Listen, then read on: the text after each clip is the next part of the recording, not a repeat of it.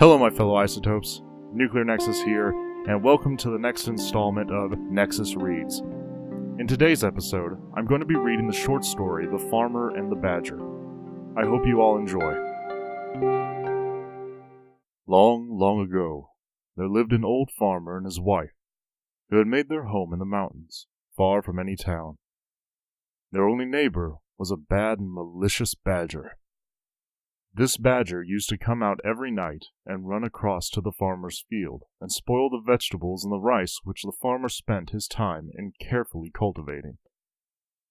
The badger at last grew so ruthless in his mischievous work and did so much harm everywhere on the farm, and the good-natured farmer could not stand it any longer and determined to put a stop to it.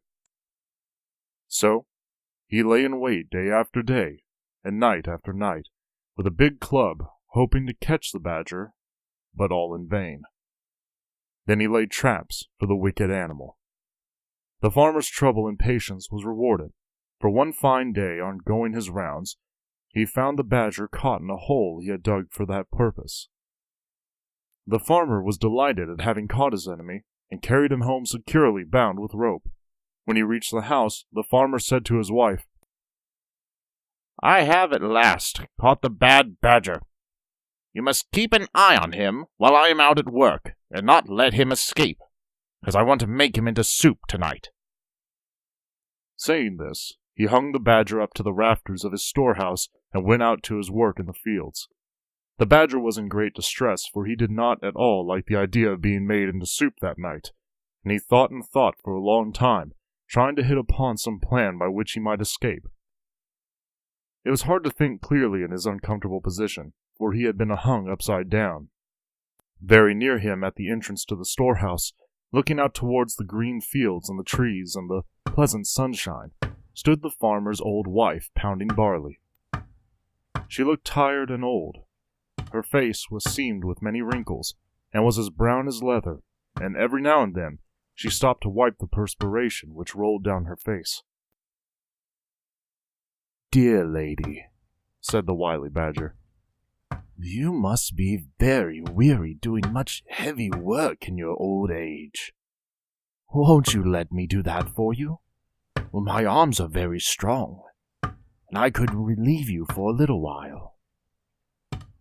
"Thank you for your kindness," said the old woman, "but I cannot let you do this work for me because I must not untie you, for you might escape if I did, and my husband would be very angry if he came home and found you gone."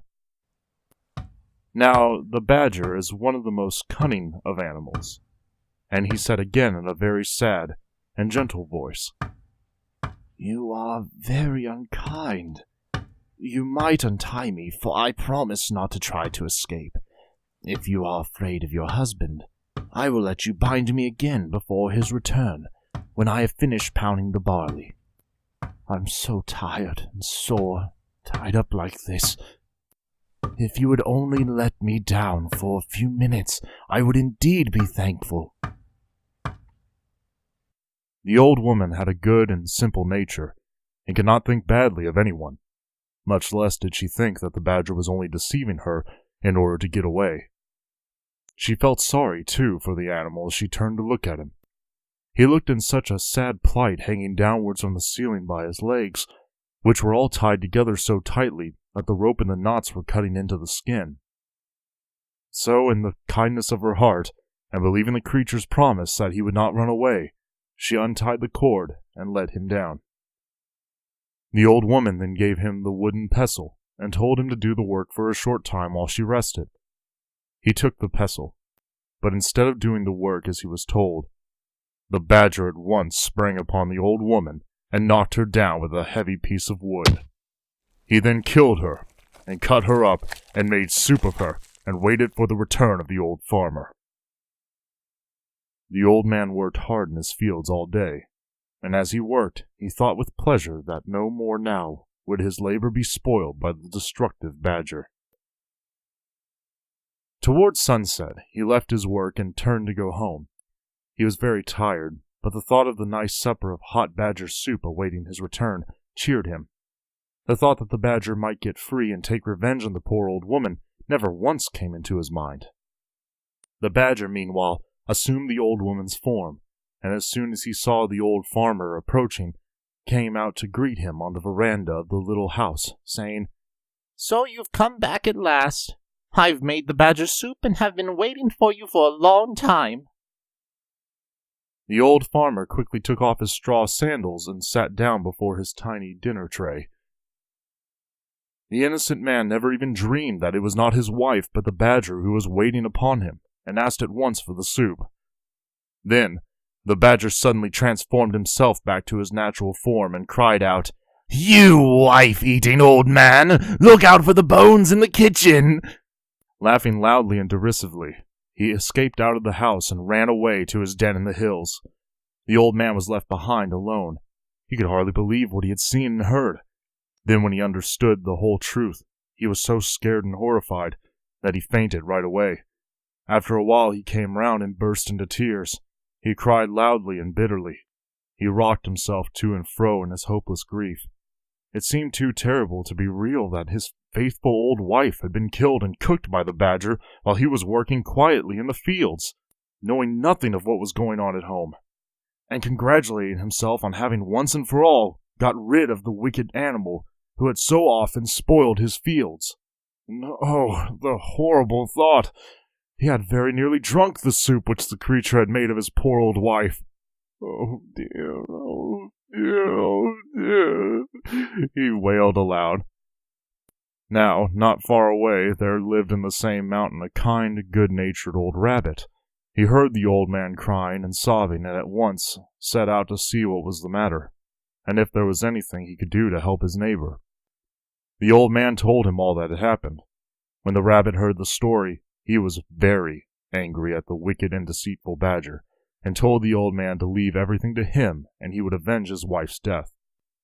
The farmer was at last comforted, and, wiping away his tears, thanked the rabbit for his goodness in keeping to him in his distress.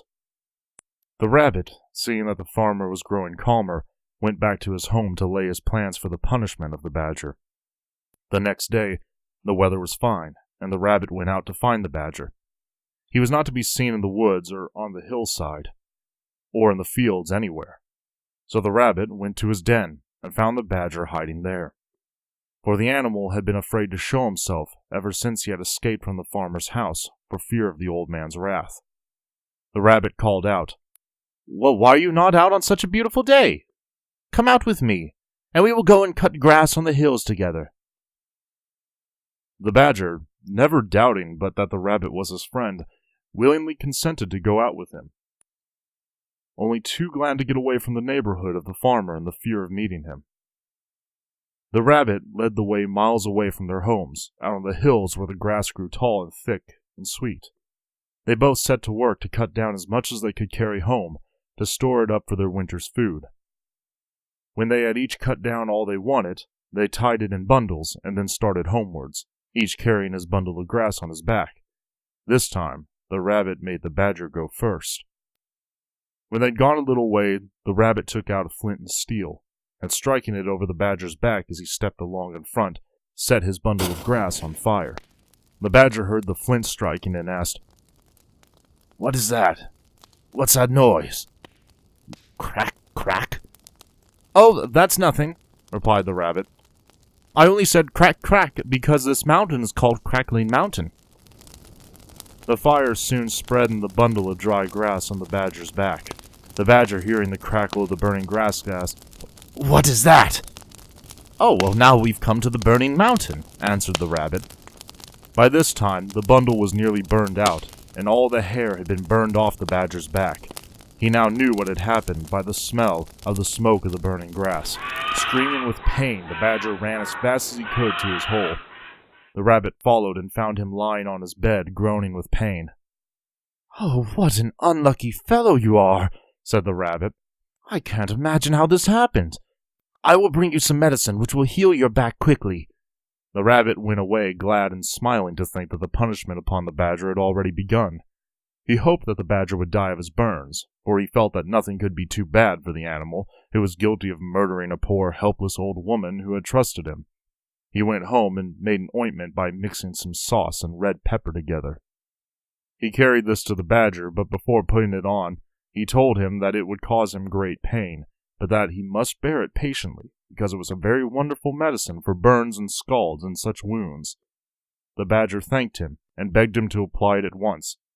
But no language can describe the agony of the badger as soon as the red pepper had been pasted all over his sore back.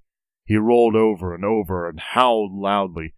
The rabbit, looking on, felt that the farmer's wife was beginning to be avenged. The badger was in bed for about a month. But at last, in spite of the red pepper application, his burns healed and he got well. When the rabbit saw that the badger was getting well, he thought of another plan by which he could compass the creature's death.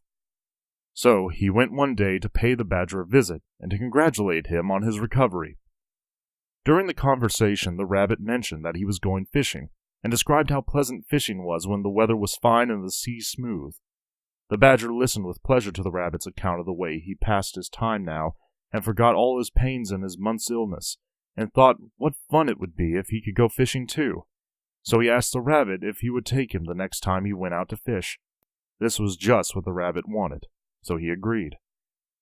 Then he went home and built 2 boats, one of wood and one of clay.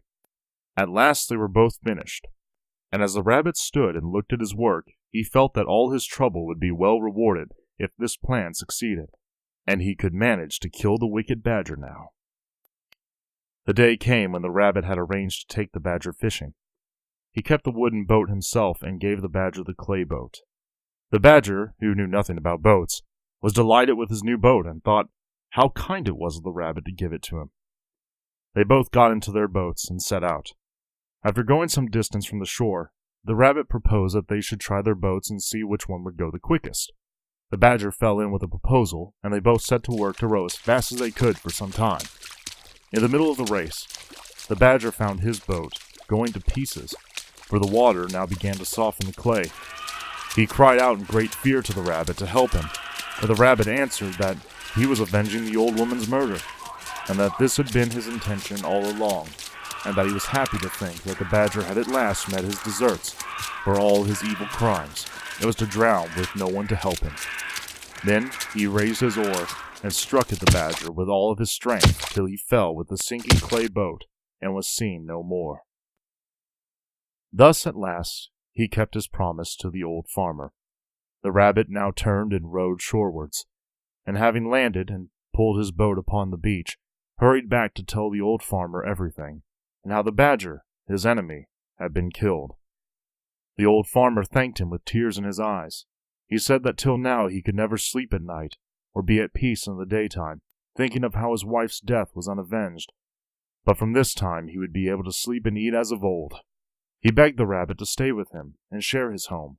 So from this day, the rabbit went to stay with the old farmer, and they both lived together as good friends to the end of their days. Thank you all so much for listening. I hope you all enjoyed this story. This is just one story from a large file of Japanese folktales that I had found. So if any of y'all would like to hear more stories like this, please let me know in the comments down below. But until next time, I will see you all later. Goodbye, everybody.